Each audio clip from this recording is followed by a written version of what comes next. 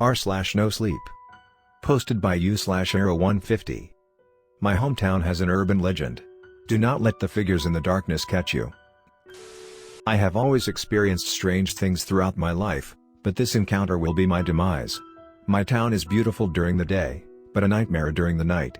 It's not a normal town, and although I don't know where the things we experience originates from, I do know for sure that if you do not take precautions, you will either end up missing or die under mysterious circumstances. I moved away from it when I turned 18, and now, 7 years later, I've returned to attend my uncle's funeral together with my fiancée. We shouldn't have come back. There is an urban legend surrounding my town that goes back centuries about the figures in the darkness. I don't know what it means since I never experienced them, until now. When I was 7 years old, my parents told me about the figures in the darkness and introduced me to the rules to protect myself from them. Now you may wonder why I establish rules. Because they were so malevolent that the perfect description of them would be pure evil. This is the story of how I first encountered them and how it will lead to my death. Rules for the figures in the dark. Always keep one lamp on in every room of the house and never turn all the lights off. If you see people that lacks a shadow, do not interact with them, and ignore them if they approach you. They are the taken and not people anymore. Never leave the house between 10 p.m. to 6 a.m. Always keep the doors and windows locked between 10 p.m. to 6 a.m. If you see the figures in the darkness, it means they've found you. As me and my fiancée prepared to go to my uncle's funeral, I told her about the urban legend surrounding my town and the rules. Although she is a skeptic, she knows that I am a believer and promised me to follow them if it meant I would feel at ease. My hometown has a population of 20,000, and as we drove through it, all the memories came back to me. How we used to play around the cathedral, the park, and in the woods. I remembered how we used to have coffee at Bobby's Cafe and eating the wonderful burgers at Laura's Diner. Nothing had changed in the past 7 years I've been away. The funeral was very emotional for me since my uncle and I had always been close since my parents died when I was 13. They died in a car accident. We went fishing and camping, he helped me with school, bought me my first beer when I was 16, gave me advice on girls, and spent hours listening to me about my problems and worries. After the ceremony finished and I talked with a couple of old friends, it was late, and we decided to crash at my parents' place, which had been empty since my parents died. However, on our way there my fiancée was unusually quiet and pale. I asked her if she had seen something scary or if the funeral reminded her of her sister who died in a fire 3 years ago.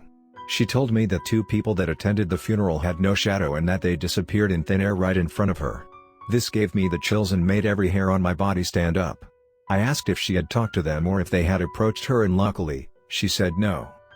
Her experience with it had me go into hyper mode, and when we came to the house, I immediately made sure that I locked the door after us and made sure the doors and windows was locked. I also changed the light bulbs in every lamp in the house and made sure at least one lamp was lit in every room.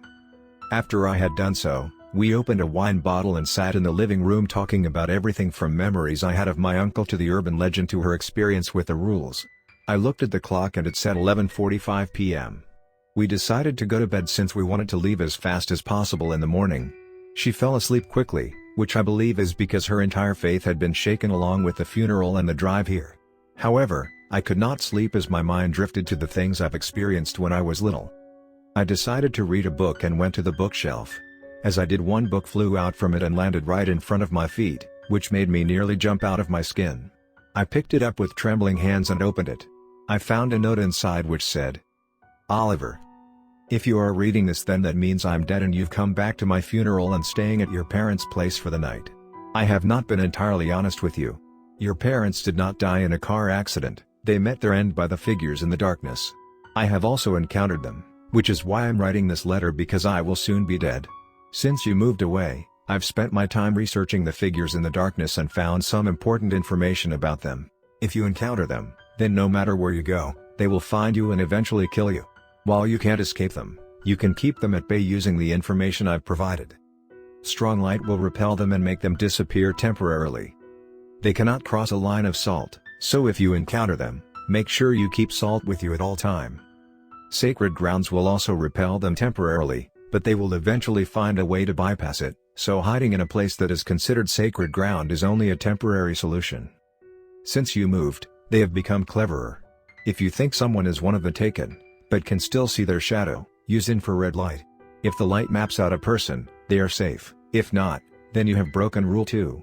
I have left an infrared camera in the garage, I really hope that you do not encounter them, and I'm sorry Oliver for not telling you the truth about your family. Love, Uncle Tom. I dropped the letter in shock and felt a terrifying feeling wash over me. No, I muttered under my breath as I came to the realization.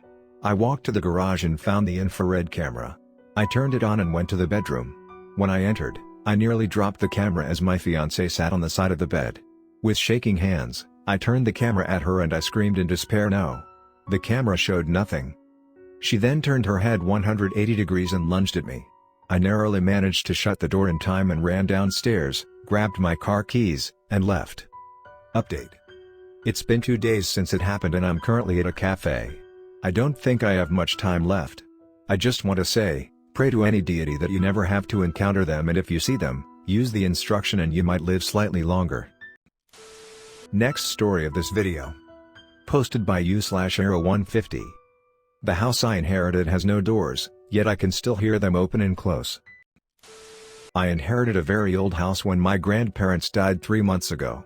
The house is located near the woods a couple of miles outside my hometown. Visually it looks like a normal 2-story house, but trust me, it isn't even close to the definition of normal. Inside there is a lounge, kitchen, 2 bedrooms and 2 bathrooms. Sounds normal, right? The thing is, there are no doors into the rooms. I do not live there, but every 2 weeks I must stay one night in the house. In the testament they left behind, they also left instructions for how to take care of the house. I have watched over it for 3 months and has witnessed several disturbing events during my time there. The most disturbing event, which happened during my first day, still haunts my nightmares. Before I go into what happened, I will share the instructions that came with it. Instructions for the house. Every 2 weeks, you must stay one night in the house. You can choose any day of the week if you are there between 4 p.m. to 8 a.m. If you fail to do so, something terrible will happen to you. On the day you stay there, you cannot leave the house until 8 a.m. the next day. Make sure you take bathroom supplies and food with you when you stay there. Never leave the lounge, with exception when you do the tours. If you hear doors open and close while in the lounge, ignore them and do not investigate the source. The house has one door, which is the front door. Inside there is a lounge, kitchen, 2 bedrooms and 2 bathrooms. If you spot a door, do not enter it. You must do a full tour around the house every hour, except between 3 a.m. to 6 a.m. when you can sleep. If you do not see a door during the patrol, nothing must be done. However, if you see a door, take the spray can and spray the door with it.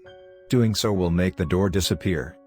I showed the instructions to my family and friends and they all dismissed them as a joke. I did not dismiss them as a joke, because my subconsciousness told me to follow them no matter what. I am glad that I did so. Here's what happened on my first day. Since I worked between 9 a.m. to 6 p.m. Monday to Friday, I had only the weekends available to stay there. My first stay there was a Saturday, and after packing my supplies in the car, I started my drive to the house. I had an uneasy feeling that something bad would happen. That uneasy feeling did not disappear until I entered the house. The first room was the lounge. The room had a fireplace, a studio couch, mini refrigerator, bookshelves, and a table with spray cans. After putting down my supplies and placing the food in the refrigerator, I looked at my watch and it showed 4 p.m. I took a spray can and did the first patrol, and thankfully I did not see doors. During the patrol, the uneasy feeling returned. Luckily every room had a signboard that said which room it was. After returning to the lounge room, the uneasy feeling disappeared again. I sat down in the couch and looked through my phone when I suddenly heard a door open and close. I froze in place and every hair on my body stood up. What the fuck? I muttered and took out the instructions. If you hear doors open and close while in the lounge, ignore them and do not investigate the source. It went on for 10 minutes before it stopped, but with each minute that passed the sound became higher. After it had stopped, I decided to forget about it and went back to scroll through my phone, when I nearly had a heart attack as I heard whispers and laughter behind me. The whispers repeatedly said a new one, how fun, almost like it was trapped in a loop. I wanted to leave the house right then, but I managed to stop myself from leaving. It stopped after 10 minutes. After the whispers and laughing had stopped, I just sat there until my next patrol. It was during my second patrol when I saw the first door, which made me make a whimpering sound I'm not proud of. It was a blood-red wooden door into the kitchen, and as I approached it carefully, I heard screams and banging from inside it. "Let me out, please, it is going to kill me. Do not open the door, it will escape. Open the door, Matthew, I need your help." I started to get terrified for real. What the hell is this place and how the hell does it know my name? I quickly sprayed the door, and when I did, the door emitted a thunderous roar that shook the entire building and made me fall over. I looked in horror as the door began melting and formed a red pool on the floor that then vanished in red smoke. I just stayed there on the floor in shock, when I heard my own voice say, "Continued the patrol." Until 2 a.m. I had no more encounter with the doors, but I was still shaken from the previous experience. However, when I did the patrol at 2 a.m., something truly terrifying happened. Every room manifested the same blood-red door, and from each room I heard screams and banging. I started crying and quickly ran and sprayed every door, which emitted the same thunderous roar when it melted. When I returned to the lounge, I broke down in sobs. After sobbing for an hour, I pulled myself together and tried to rest a little, but it was impossible as the whisper and laughter appeared again and lasted for 2 hours. From 6 a.m. to 8 a.m. I had no more terrifying encounters, and I couldn't wait to get out of this hellish place. Although I wanted to just leave and never return, I honestly didn't want to know what would happen if I did. As I drove home, I thought the next time, I will take someone with me, because there is no way in hell that I will stay another night alone. When I returned home, I did something that hasn't happened since I was little. I pissed in my pants, because my own front door, which is white, was now blood red.